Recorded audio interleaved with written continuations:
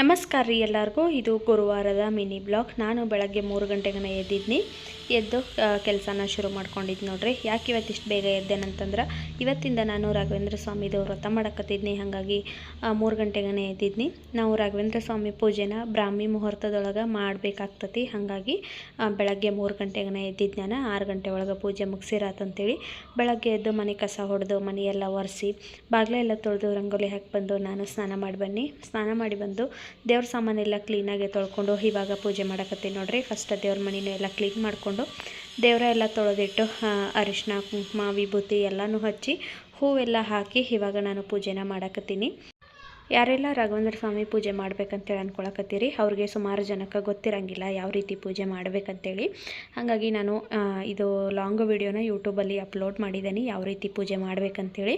Interest ಇದ್ದರೆ ಒಂದು ಸಾರಿ check ಮಾಡಿ ನೀವು ಆಮೇಲೆ ಪೂಜೆನ ಮಾಡ್ಬೋದು.